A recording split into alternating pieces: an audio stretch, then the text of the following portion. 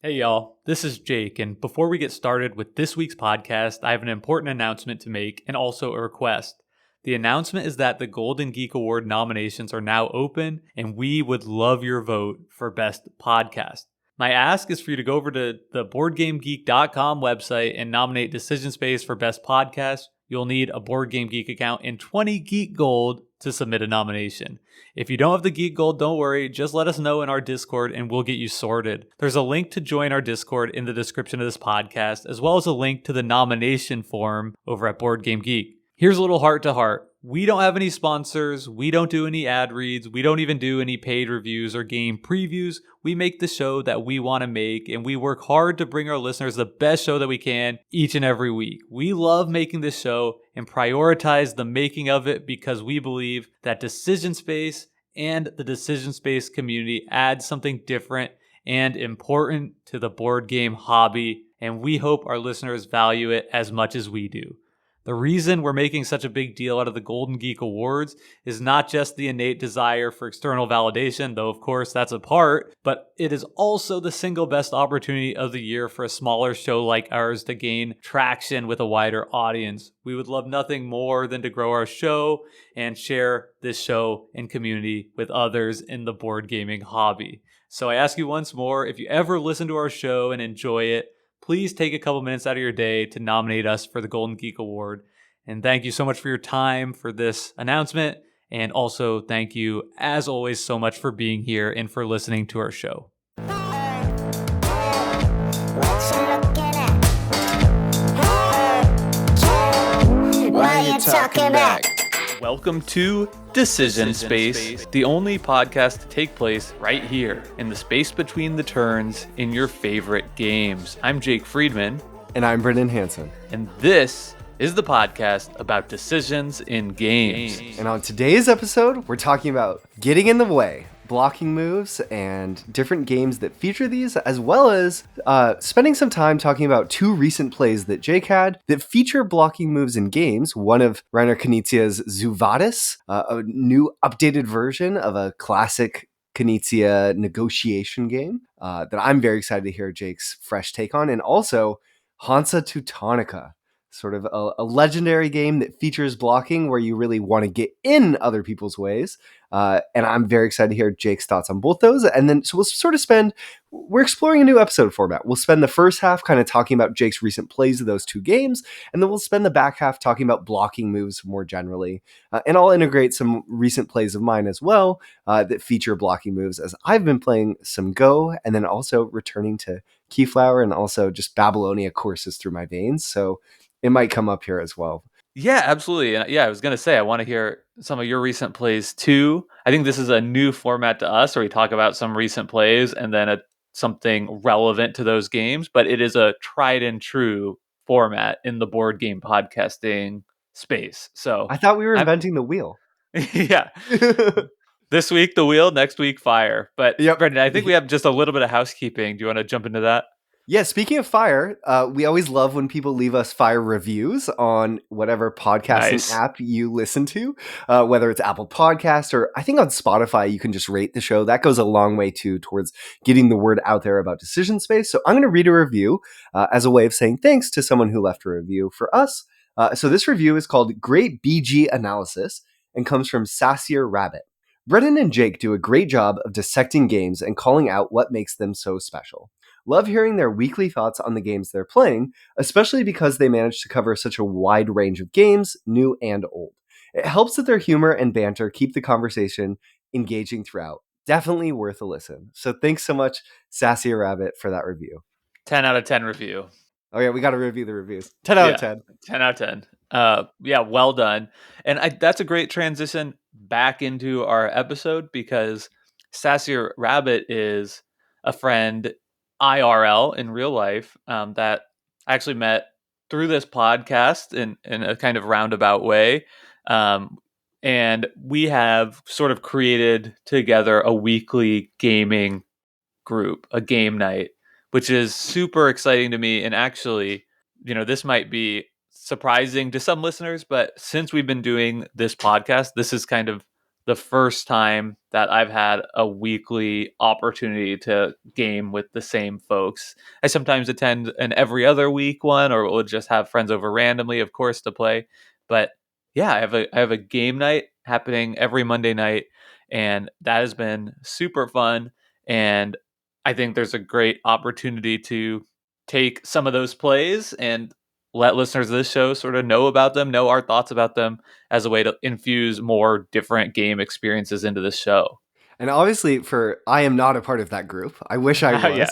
yeah, Jake and I live in different states, so that is not one that I have the pleasure of attending. So with these games, I'm kind of sharing in your outsider perspective. Really excited to hear what Jake has and to be kind of an active listener and jump in and ask some clarifying questions about these games. Mostly, especially the 2 games today. I'm just really jealous that Jake got to get these to the table.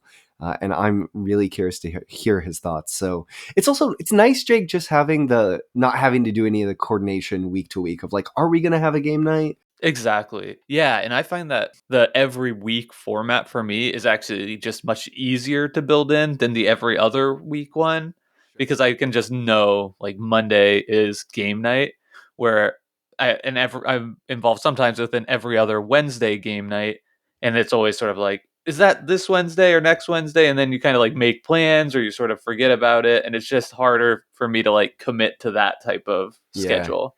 And if you miss a week, then it's almost been a whole month since you've gotten to Exactly. play. Yeah. Yeah. Or sometimes maybe the host can't do it that week or something, and then it's off for a month.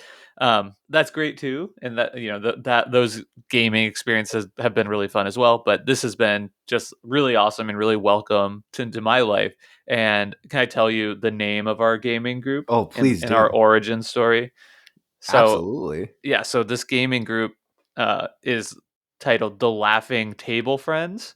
And the origin story for that name is the first time we went over to one of the members' houses. We sort of have a rotating hosting duty. Sassy Rabbit, I, and then uh, Pootify from our Discord is the other person who hosts sometimes. And the first time we went over to his house, he sort of reported back that his 3-year-old daughter asked at breakfast the next day if his laughing table friends were still over. That's And awesome. we're just like, yes, that is like the most wholesome gaming group name ever. So So we've adorable. adopted that. And yeah, I think laughing table friends content coming to you by way of this podcast for, the indefinite future. So exciting. And yeah, that's like one of the best origin stories naming of a thing I've heard in a long time. 3-year-olds should get naming rights first for most things, I think. Yeah. Just like so genuine and creative. So let's dive in though, Jake. Which game do you want to talk about first? Hansa, Zuvadis? Hansa, Zuvadis? What's it gonna be? Yeah, I don't know. What do you want to hear about? I don't have a strong Okay, preference. let's do Hansa first. Okay, I, Hansa first. So Great. Hansa Teutonica is a game that came out for the first time in 2009 from Andreas Steding. You might also know Andreas Steding from his design Gugong, which is a popular game that has come out more recently. But I would say, Jake, that Hansa Teutonica it's one of those rare Euro games with a shared player board where everyone's interacting in that shared space.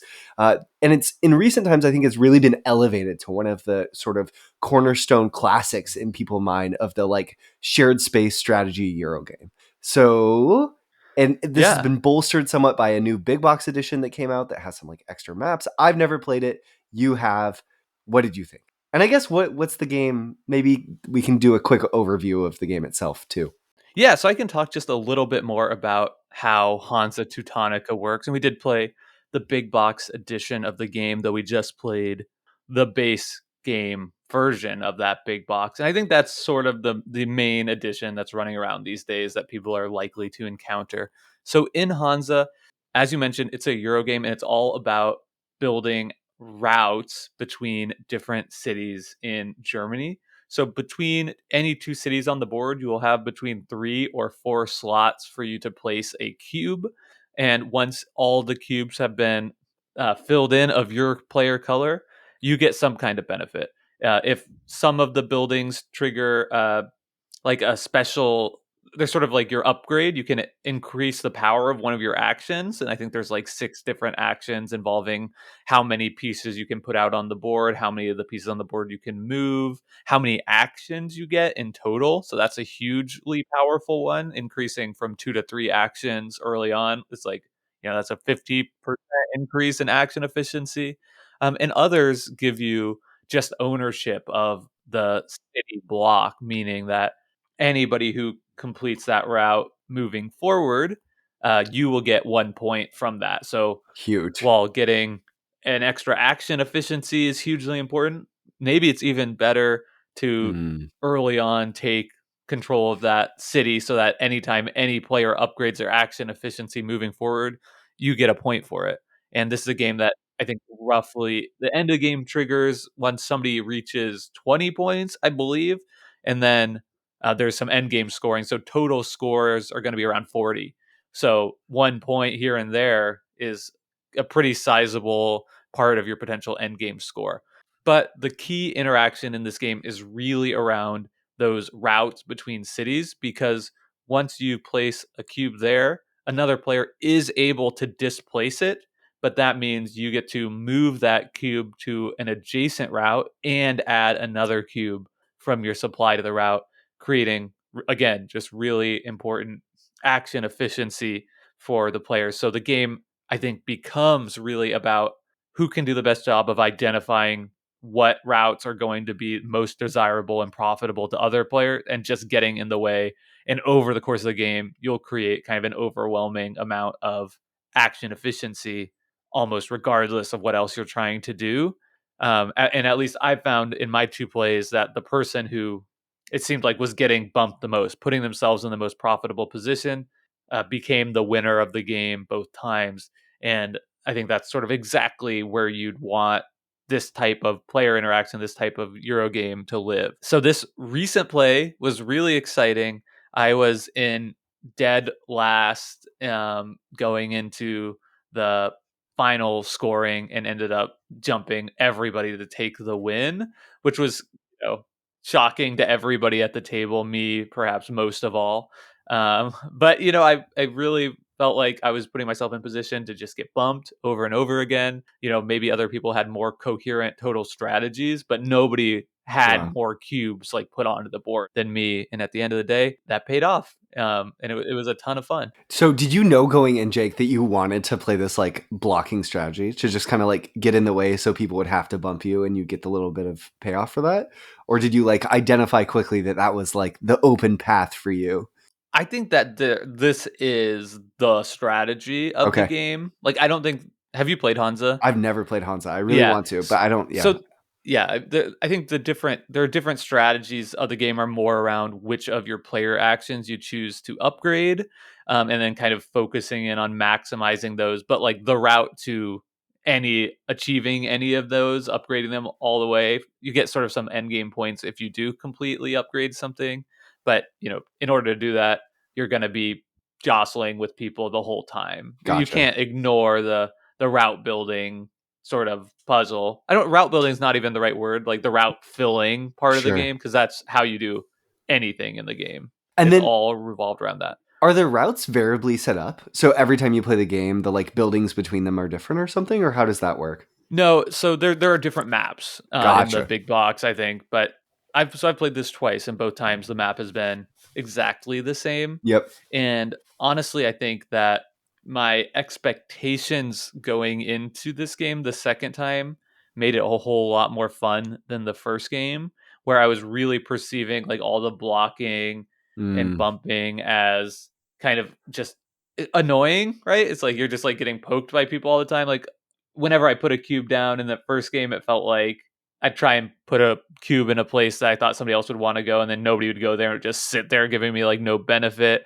Or whenever I was trying to complete a route, it would get my pieces would get bumped out and I wouldn't be able to get it. And I think I wasn't able to even get the extra action efficiency until halfway through the game. yeah.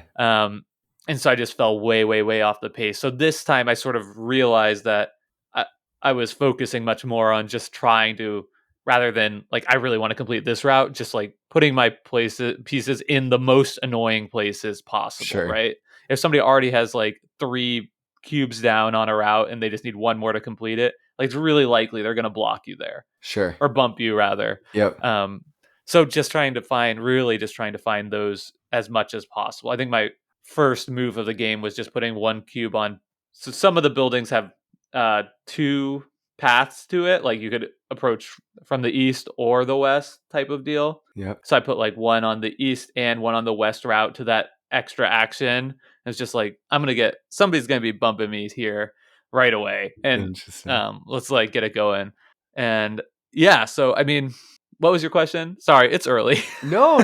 I was asking about variability, but it sounds like so much of that is just the way in which you approach building out those early routes sort of organically creates variability in the way the Yeah. play plays out. And then what someone does in response to what you do is really where the true variability comes from, Yeah. at least on that base map, which everyone seems to love. It was so important approaching this game. It's like just trying to change my mindset. It's not annoying when you get bumped or whatever, or somebody goes in a space that's like you need to bump them. It feels great. That's actually like the fun part of the game. Interesting. You know, and if you can go into the game realizing that and appreciating that this is just like the ultimate game of passive aggressive cube placing, then you're probably gonna have a good time. Whereas I could see some people finding it more just kind of like, I can't do what I want, you know. It's exactly the type of game where you can't say this is going to be my strategy going in and just do that. Like I'm just going to force maxing out my action thing, because if people are blocking you from doing that over and over again, it's just not going to work for you. So you really have to let the game come to you in a way that I think can be satisfying and it can be frustrating.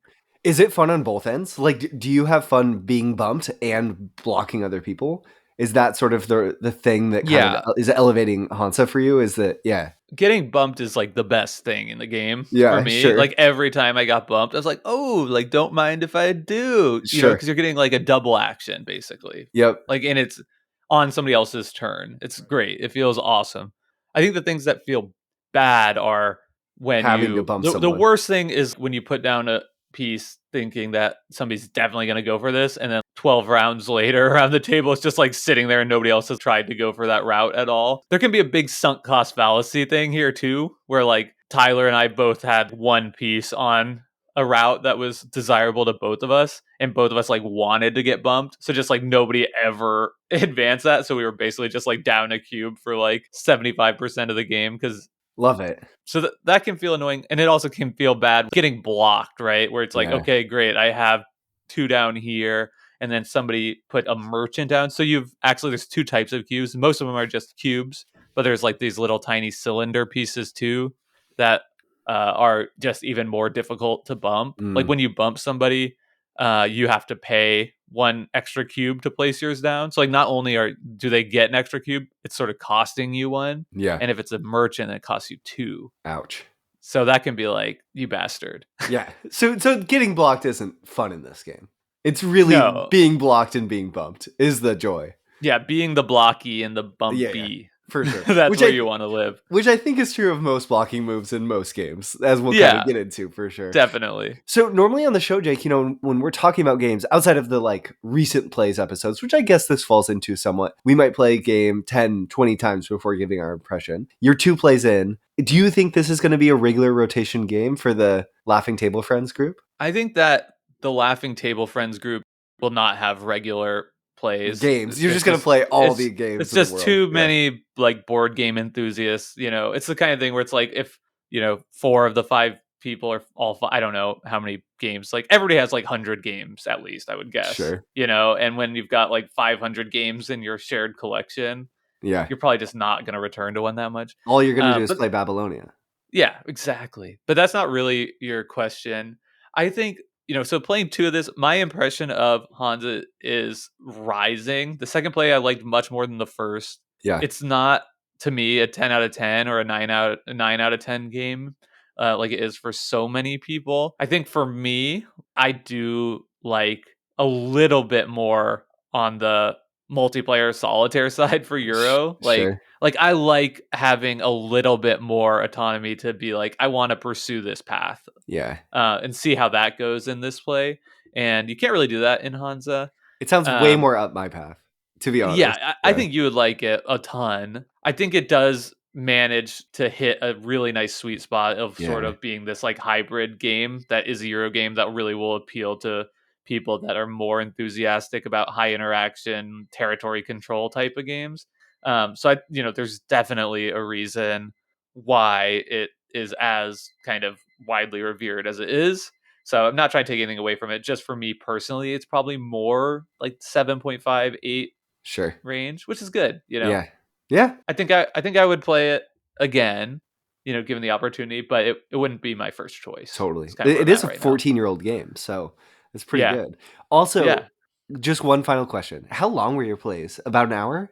A little longer It's than like an that, hour and a I'd have half to length guess. game. Yeah, Yeah. probably 90 minutes. Yep. And both of those were 4 players. 4-player games. That's pretty zippy for a 4-player interactive game. Yeah, I'm trying to think. It maybe 2 hours even. Okay. 90 So that's to 2, I would say. okay. Interesting. That's helpful.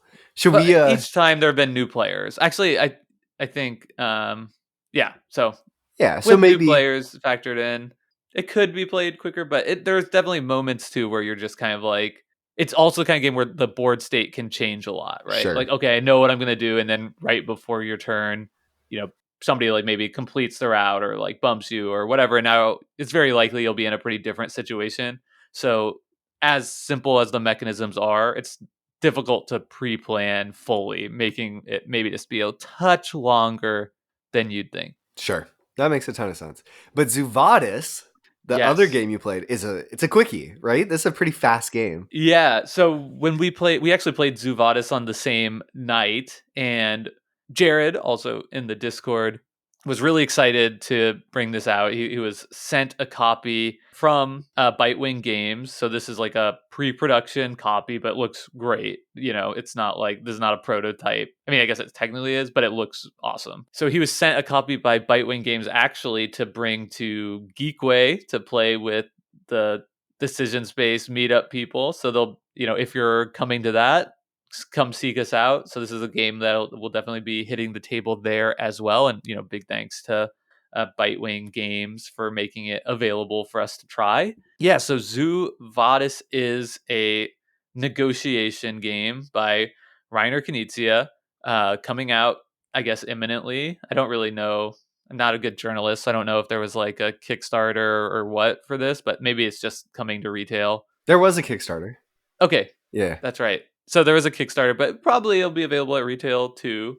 Yeah, I'm sure. Anyway, so this is a negotiation game where each player plays a different animal species in a zoo, and you're trying to move up several different pathways. They're kind of like routes to the top of the board. So you'll start with your pieces sort of just in your general supply, and then you'll have to add them to spaces at the bottom of the board.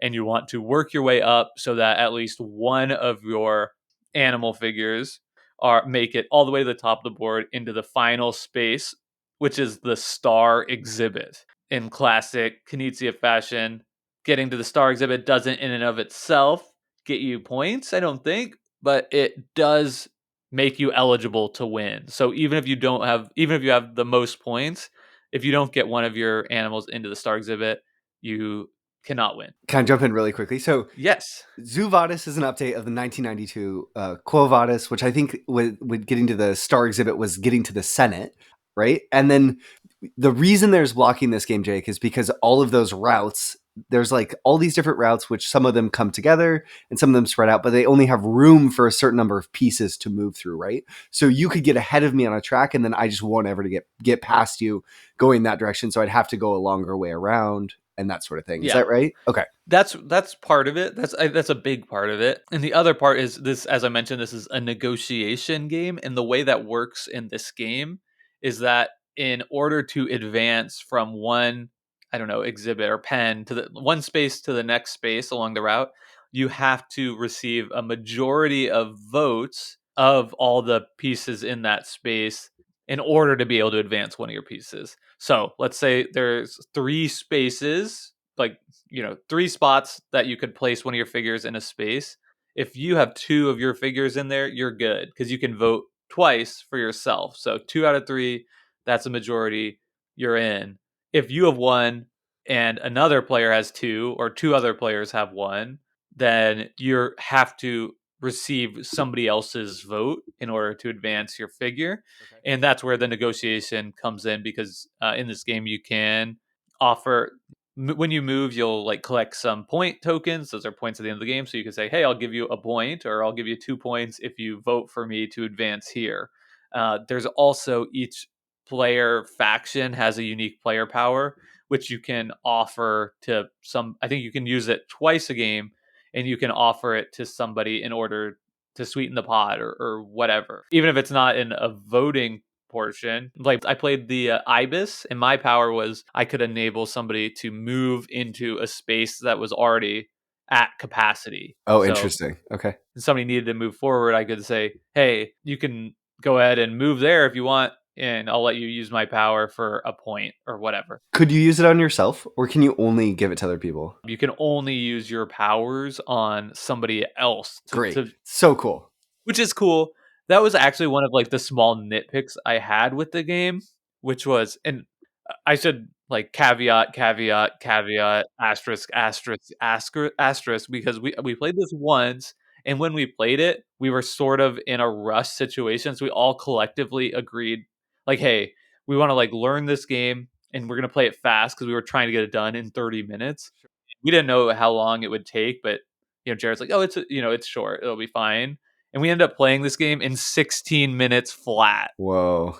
So I think we played it like blitz mode, which is awesome that it can be played that fast. But I'm going to say, like, here's my small nitpick with balance, which should just be like taken with like a metric ton of salt. But here's the nitpick: the faction that won was the crocodiles, I believe. Rhinos? It was the crocodiles. Maybe rhino. I Anyway, wasn't there, so I don't know. Yeah. I can't remember. There's a crocodile. My bad. Well, it was one or the other, and their power was when somebody moves, they can use that power to move another player's piece along with them. So the way that the player was navigating the space here was they would say, like, yes, I'll vote for you to move, but you have to move my own piece along with you when you use the power, which is totally legal in the rules. But as like a level 1 thing, it seemed to be the most powerful power by far of the ones that we were playing with, because it was so easy to engineer a way to like have your own power give you a benefit. Whereas like with the Ibis, I can, move somebody else into a space that's already full. Maybe there's a way to like, over a couple turns, like, okay, I'll move you into this space, and then next turn you like have to agree to like give me a vote or something. But it, that would require them needing to get into that space and be willing to like do all these things, where being able to just like shake hands and both get the benefit right away made it much easier to do, especially in that truncated time we were playing in. And players not involved in that deal have no ability to sort of say, whoa, let's veto that deal or something, right? Like you could always, as the Ibis, the 2 times you use it, get someone to agree to take you with them. Or as the crocodile. The Ibis. Crocodile. Exactly. Yeah. Okay, interesting. And it's also should be said, this is a pure negotiation game, so like the meta is going to change fast. Yep. So players could collectively agree, just like, hey, the crocodiles aren't going to win this game, Yeah. Because like that would be totally within the power of the players to say, like, hey, nobody's going to vote for them, right? They're going to get stuck. There's nothing you could do individually as a player to like outwit if the table was against you in that way, which I'm not advising either.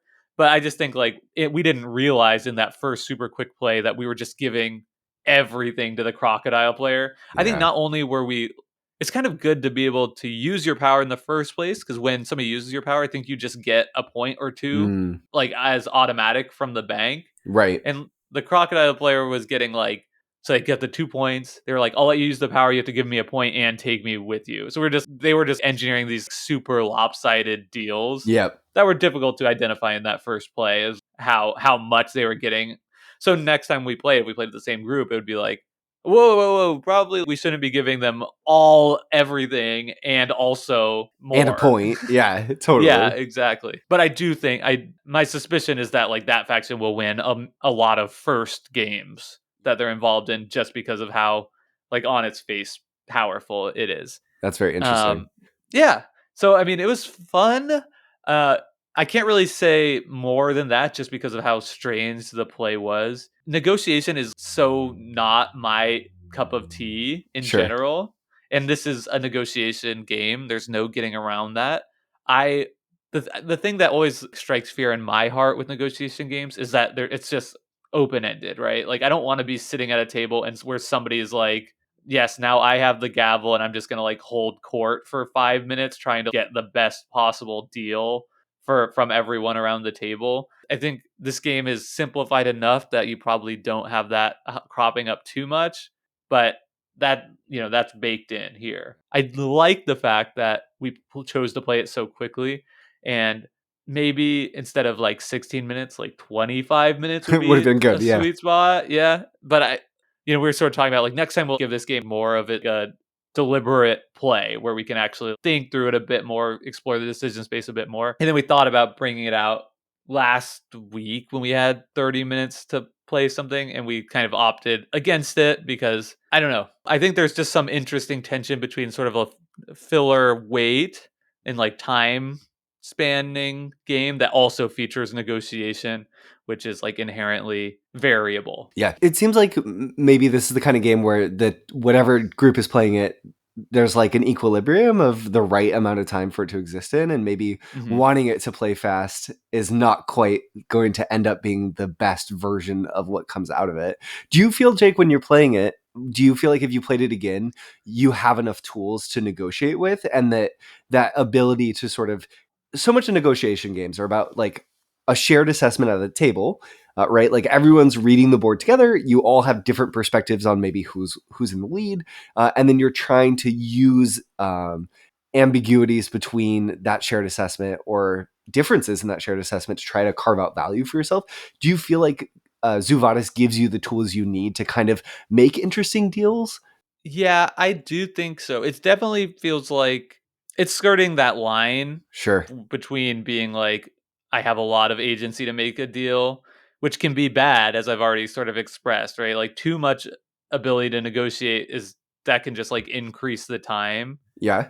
So you definitely have blunt tools for it, but I think there is enough going on because not only do you have your powers and points, there's more you can do on your turn beyond just moving your player pieces. There's a farmer, or not a farmer, it's a zookeeper piece that can move around the board that makes it free for anyone to advance down that path. I think without a vote, I could be getting that wrong, but some benefit if you advance through the farmer space.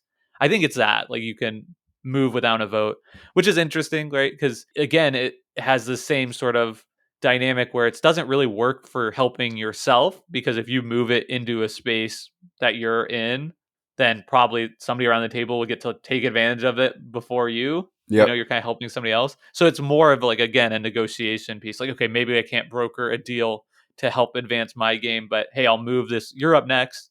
What do you give me if I move this farmer for you Right. to help you out? And then there's also these neutral pieces, the peacocks, which I guess Are new. I can't verify this, but Jared said these were inspired by Renature's Oh, interesting. Okay. neutral pieces, and those just can sort of just move just to block space Gotcha. in different pens, and also they can go all the way up to the star exhibit. So Wow. if a peacock gets in there, that means somebody's for sure not getting in there.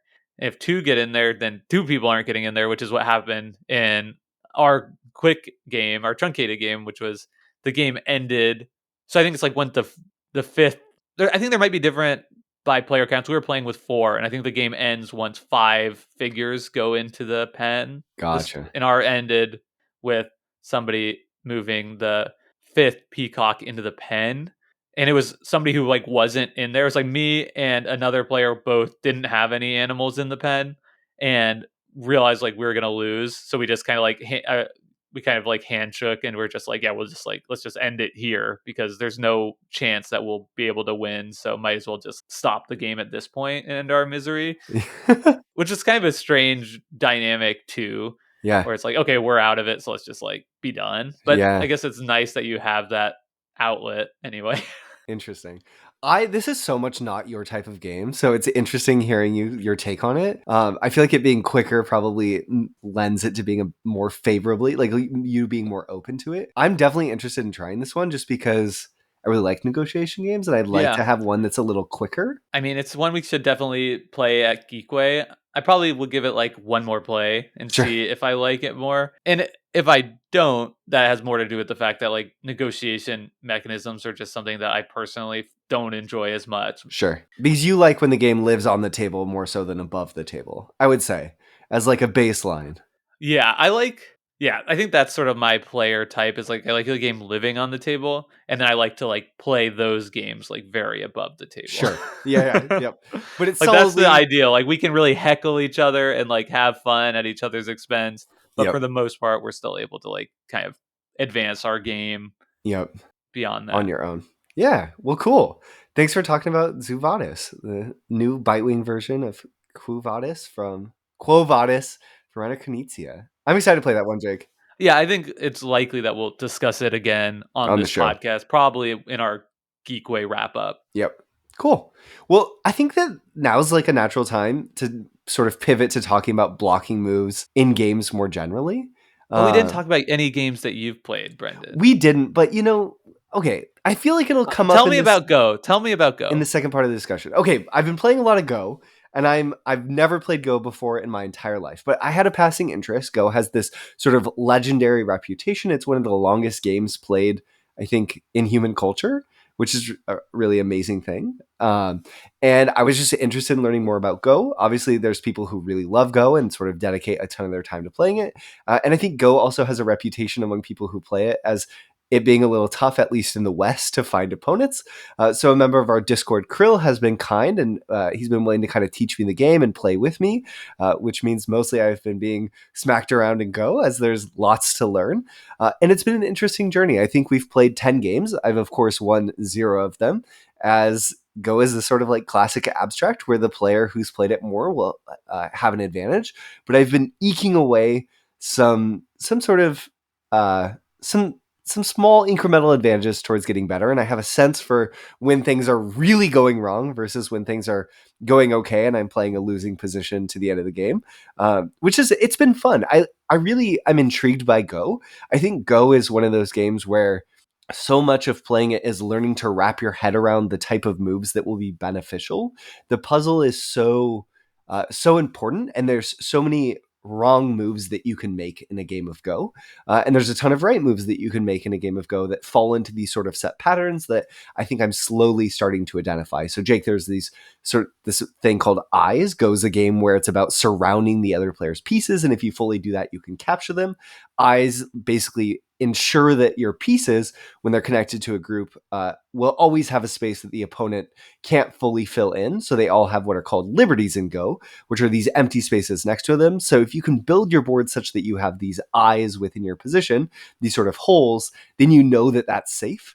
I found that knowing that I need to be integrating these into my sort of structure as I lay out my pieces is easier said than done in some cases, which is kind of interesting. And I think so much of Go and why it's relevant to this blocking episode is a lot of the moves that you're trying to place or sort of you don't want to overextend your position, leave a piece out to being captured, but you really want to be placing your pieces in the place that your opponent most might want to place theirs, blocking that path forwards in their play and kind of deterring them from moving in a certain direction on the board. So you're also really controlling an area.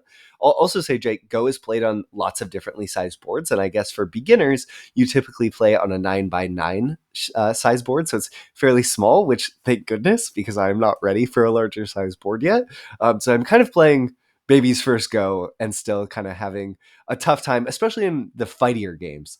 I can play a passive game fairly well. Speaking of small boards, I was laughing at your expense because Krill kind of did a little demonstration. Oh, we game played, with tic-tac-toe. you in the Discord. That was like, what was it, like a 3x3 grid? Something like that. Or no, that. 2x2. It was 2x2. I think it was bigger than that, but maybe. No, yeah. it wasn't. It wasn't. It was like, okay, you go first as like a little teaching, and you guys played it like sharing images, I guess, like back and forth. It's basically like losing tic-tac-toe. Yeah, you lost. I lost tic-tac-go. Yeah. Yeah. But it was a good learning exercise. And something about Go, Jake, that I've realized is I'm kind of at the point where I think I need to study the game. I need to go in and do some exercises that will regularize and help me see the patterns that I need to be playing towards a little bit more to sort of stand a chance against a much stronger opponent. And I think I'm having enough fun that I want to. But part of that, I think, is also just my sort of core desire to deeply understand games generally. And Yeah. because of Go's sort of position within gaming culture, like I wouldn't mind sinking more time into it just to understand it a little bit better. Yeah, it's so interesting because I think we could do if we did like sort of a competitive game episode, but it's like something about like an episode about studying games could Yeah, be interesting it could be because interesting. I always do the same thing with like chess, like the chess.com app on my phone or Sure. whatever that has like all these lessons and you can like play asynchronously against people. And I have enough, like, I have fun just like randomly playing against people terribly Yeah. and mostly always losing. And then it's like, okay, well, clearly I need to like study some stuff, like some Yeah. basic like openings or basic checkmate patterns or whatever. But then I'm just like, well, but I'm not gonna do that like pushes against our like understanding of like tabletop board gaming. I think like hobby board gaming, where it's sort of like what's the speaking of Dr. Knizia, like the Dr. Oh, Knizia quote, winning right? is the Where objective, but not the point. Yeah, yeah. yeah, and when you're studying, like what are you doing? You know? Sure. I will say with Go, I think, Curl and I have been playing digitally together. I think a lot of it, to me, the game does feel to encourage this sort of like learner teacher relationship because of this like disparity in skill level that so naturally would come to the fore. And there's also handicaps that you typically play with, where one side will just get extra pieces to play the board. So I think that's fun. That's like an aspect of games that you don't see in hobby games as much, right? Because we just kind of like, let's all just play a game of underwater cities and we're all on the same playing field and let's see Yeah. how it comes out. But I kind of like that. It reminds me, right, of like growing up and learning to play games, and it's a different side that's sort of fun. And sometimes being better at games makes them more fun to play, Sure, right? Like we see yeah, that in like the fighting video games that we play a lot, yeah. right? Where you're like watching like a super skilled player and you're like, how fun would it be to be that good at this game? Yeah. Like that would just be the best. I honestly, Jake, too, with Go, there's a little bit of like, I mean, it's just placing pieces onto a board. There's no like technical input skill required like there are in fighting There's no games. like down tilt, up tilt, Right, exactly, yeah. But quarter nonetheless, circle, back, BA. yeah, nonetheless, Krill still will play these moves sometimes in certain positions where I can see he's doing something clever, and then all of a sudden I've like had my ankles broken. They're like, "Whoa, how Yeah. did you do that? I just got schmooved so hard." So that's kind of fun too. Like I like so there's great joy in losing a game if you lose it in a way that it's sort of remarkable that the opponent did this neat thing, right? So Yeah, I'm still in that totally. stage of playing and still enjoying it in that sense.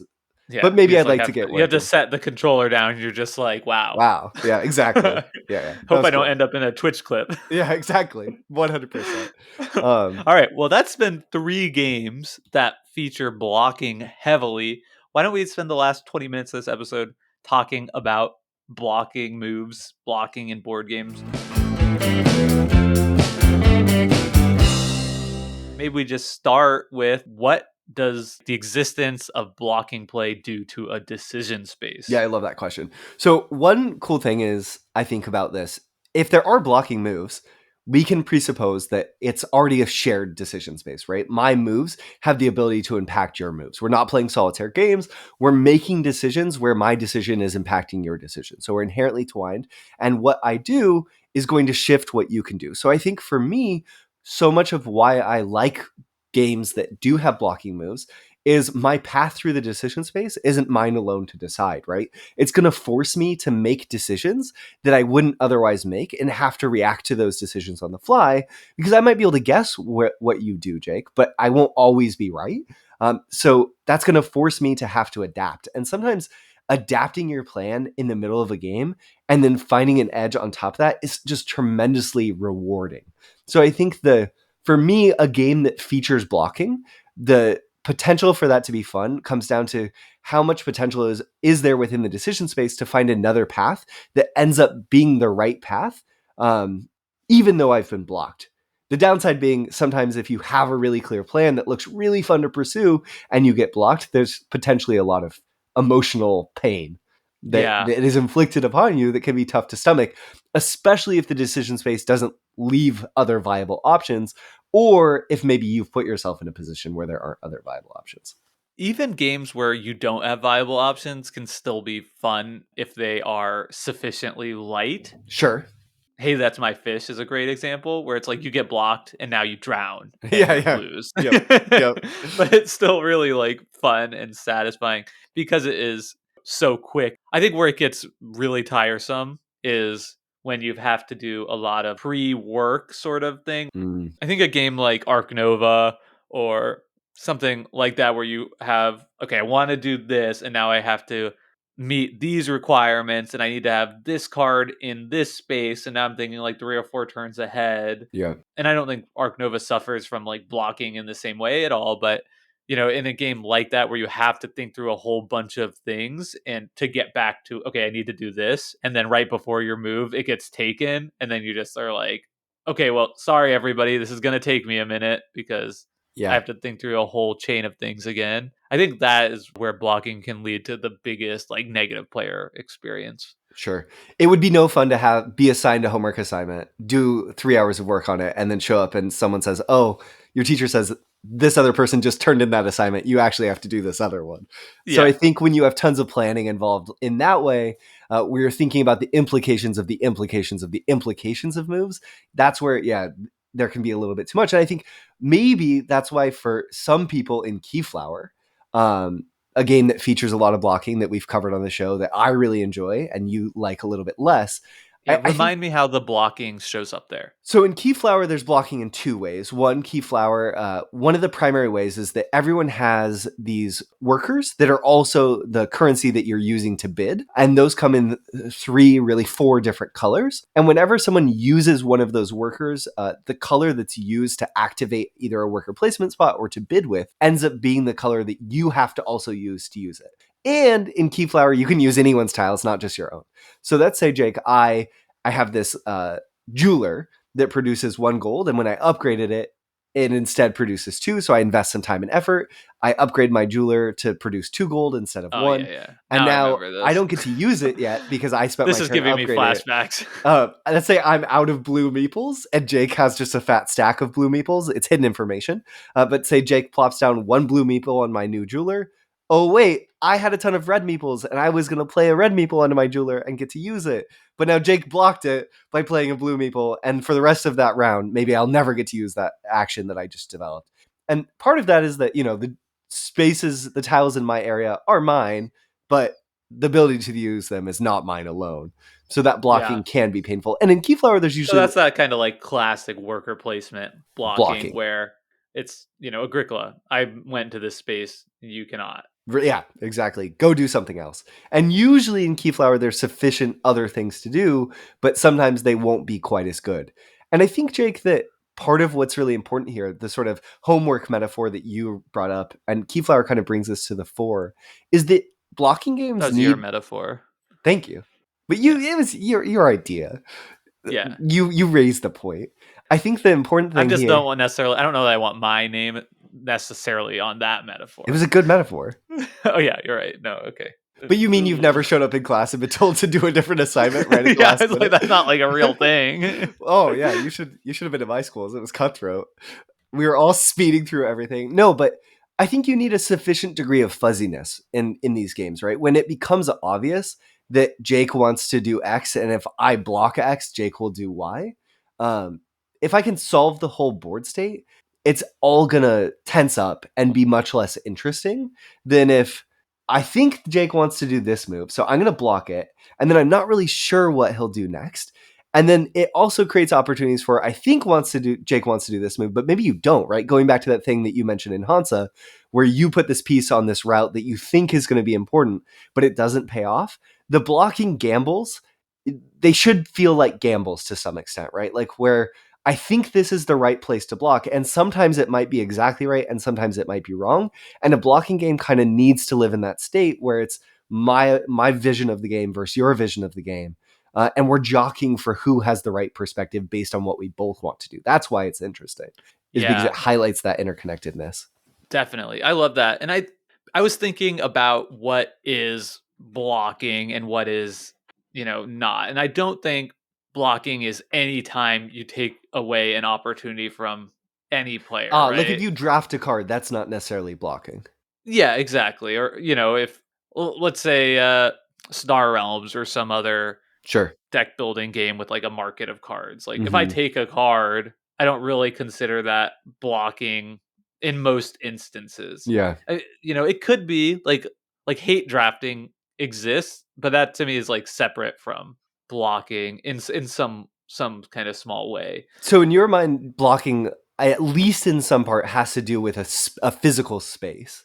Yeah, Though, I guess hate drafting is blocking. As I said that, I was like, that's not right because that definitely is like I'm specifically taking away this card from one other player, but yeah, just adding like that's the reason we have the term hate drafting, and we wouldn't just consider normal drafting like blocking, right? When I'm yeah, taking a card with the goal of advancing, it's the intent that matters, right? If I'm taking a card with the goal of advancing my strategy, then I'm not really blocking you, even though yep. I've took away that opportunity of you to have that card. I've given you the opportunity to have a different card. And that's true in some of the sort of blocking moves that we talked about, right? Like in Keyflower, there's that sort of same sense of blocking, where there's other things to do usually. But I think that partially maybe why hate drafting and Star Realms from that shared display doesn't always feel like a blocking move is there's usually equally good things to do.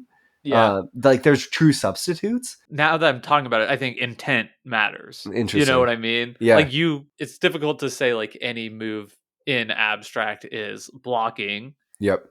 Even in Agricola, right? Like if I take a move to build fences and my opponent doesn't have any wood available to them, that's not blocking, Sure. right? I take because there's like a 0% chance. Ah, I see. I see. Even you know what I mean. Yep. Whereas like in Agricola is a game where it almost all moves are blocking because you kind of want to do everything, and the way the board builds up, there's just spaces that are more valuable than others that are definitely going to get taken that round by one of you. Yeah. So you taking it is blocking, but I think there are a lot of games too that kind of like live in this space where you can play it as a blocking game, or you could choose not to. Yeah. Yeah. You know, Yeah, Babylonia kind of comes into play there to some extent too, especially when games are zero sum. I think there's even more potential room for those blocking moves, right? Because what I take away from you is a direct benefit to me. So I found that when I'm playing Babylonia at 2-player, it ends up being an even more fightier blocking game because we're sort of incentivized to do that. Whereas at higher player counts, it has that classic dynamic where maybe I don't want to expend my energy hurting someone else. I just want to focus on helping myself and hope that other players will get in the way of each other and I'll be the one who benefits. I think that you bringing up intent is really important because of your point of sort of card drafting. Sometimes, if you're just drafting from a shared display and what's best for me hurts, maybe just takes the opportunity away from you, but it's not directly what was best from you. It doesn't feel the same. But if I take a well, combo the piece, decision space is different. Like you're thinking about a totally different type consideration. of right. Where if that enters into your mind of like they want this, Yeah. even though maybe it's like this other piece is this other space, this other card is slightly better for me, Yeah. but the detrimental effect on my opponent is much greater than this other card, which is slightly worse. And like as soon as you're thinking along those lines, like you're engaging in like sort of a blocking type mechanism. So like in Broom Service, we all have these shared cards that dictate Yeah. what we can do. If I go behind you and I'm just playing a card to my benefit, I just want to, use the Hill Witch because I really need to score a potion on a hill or mountain. And that's just for me. Maybe I do that and it's not a blocking move, but say I see Jake, you really need to use the Hill Witch. And I choose to play the Hill Witch for just the +3 points. I have no ability to score on a hill, but I'm just doing it to block you. That version. The second one is a blocking move, and the first one Right. maybe isn't a blocking move. Yeah. Yeah. Yeah, exactly. You'd be really mad at me, by the way. Right. Oh, for sure. Yeah. We would not be talking for like a good 5 minutes. No, Yeah. not really. It's all making me think that like some games are blocking games where other games are not, even if they have the opportunity Yeah. to have blocking or hate drafting or whatever. And I think the distinction there is games that you can't play without entering that decision space. Like Yeah. those are blocking games. That's like, hey, that's my fish. That's Hansa Teutonica. I think that that's Go, right? Sure. I think Keyflower and Broom Service are games that sort of live in the middle, right? Yeah. Where to play at a high level, you have to engage in that, but you can just play the game for yourself Yep. and still like do everything. You're not like not using a part of the game. Yeah.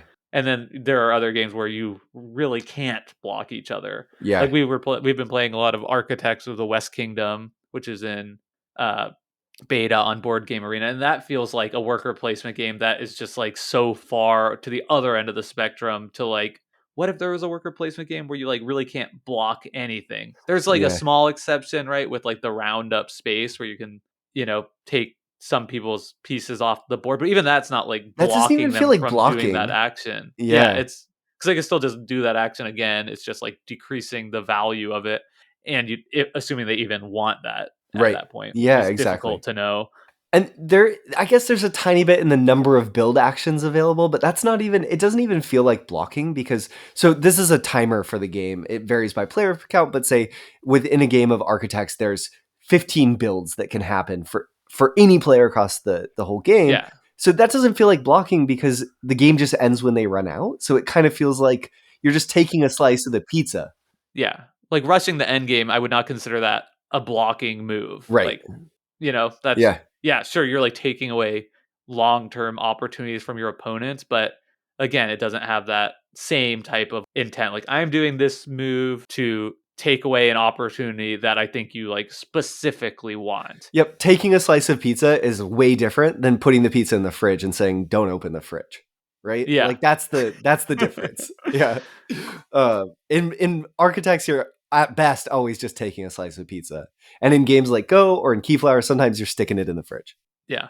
And sometimes architects you say like, "Oh, I think you want to take 6 pieces of pizza Yeah. and I'm going to make it so you can have at most 1 next Yeah. turn." But Yep. yeah, I find that often the other person's like, "That's fine. I was actually going for the soda anyway." Yeah. So I totally I really enjoy games with blocking, but I feel like I need them to punctuate my game night, not always be the only thing I'm doing, right? It offers this really specific feel and this really specific experience that's kind of similar between blocking games that can really amp up the sort of the tension in a game, the drama in a game. But if that's all I'm experiencing, it's a little bit too much. It's kind of like watching a horror film or something, right? Like I want that to be a part of my movie watching experience. But if it was the only game I was playing for me and my taste, it might be a bit too much and it might get to feel a little bit samey. And I think from a design perspective, finding ways to have blocking really play a key role can be a great way to raise the skill ceiling potentially, where it's sort of like identifying that really good blocking move in Keyflower feels great and I think sets you apart. But if it just becomes the whole game, it's going to start to feel sort of samey and it doesn't offer the emotional range that it has when the right answer is sometimes you play a blocking move and sometimes you don't. Yeah, I think I like games a lot that are kind of in that middle ground Sure. space that like afford players the opportunity to do blocking. But It's not like the whole game. it's not the whole game, and also perhaps even further than that, it's rare that that is like the optimal move, Sure. right? Like so that if you're choosing to engage in blocking, you are taking a gamble because there's likely going to be something that's more profitable to you to do other than that. And so you really have to be sure that that other person is really wanting that. I think a game like Castles of Burgundy fits in really well here, where like generally you want to advance your game state and do the thing that's going to get you the most points. But a discerning player will identify probably a move or two throughout the game where it's like, actually, my best move is to take this piece that's going to help somebody else there. I'm not giving you the piggies. Yeah. Yeah. The other thing I think that's really cool about blocking games that fall in that sort of middle ground is it does feel like they give you kind of like a dynamic. I keep finding that I like games that offer dynamic and different play experiences. And like a game as simple as Azul can Ugh. feel so different depending on, how aggressive people are choosing to go towards blocking. And people can Yeah. shoot themselves in the foot absolutely by saying like by trying too hard to Yep. take away what their opponent wants to do. And then I say, okay, that's fine. Yeah, you're right. I did want to fill out my red 2 space there, but you just gave me the opportunity to fill out 4 black ones, and now I'm just have more tiles down than you at this point in the game. And Yeah. over the long run, that could help me. So it really forces you again to strike that balance between advancing your game state and blocking.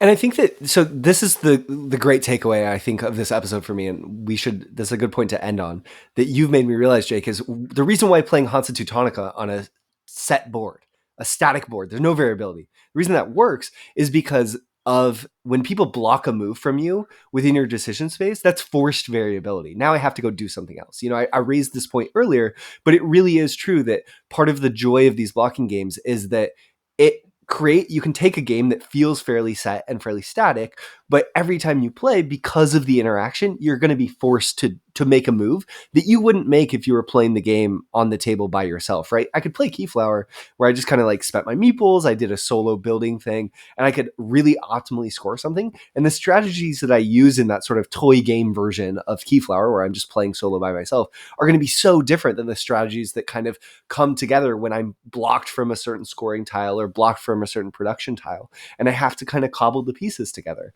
And I think that blocking games can make you feel very creative as you approach the game, that in a really rewarding way. So that's like the most successful version that comes out of it, is that like forced creativity of exploring the decision space differently, because you have less agency over how you're going to explore the decision space yourself. Yeah, well said. And those trade-offs you highlighted in Hansa are just so key too, because that really distills it down, because every single turn you are really making a gamble about if you're going to block somebody.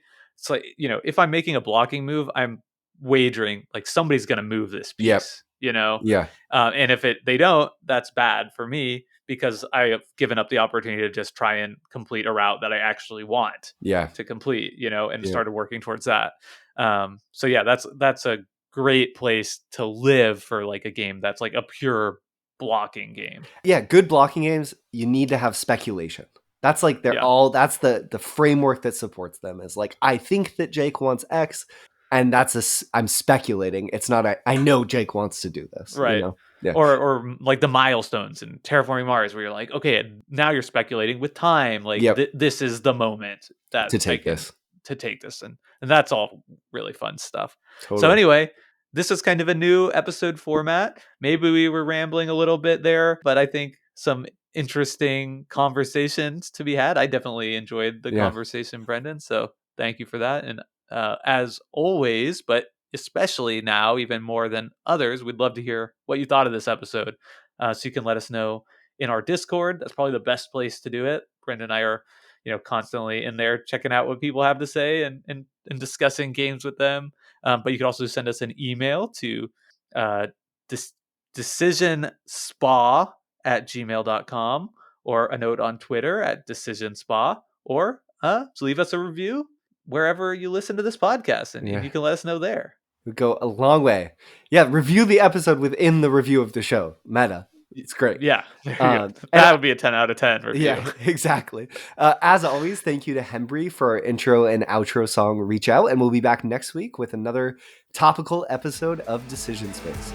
Bye, y'all. Bye.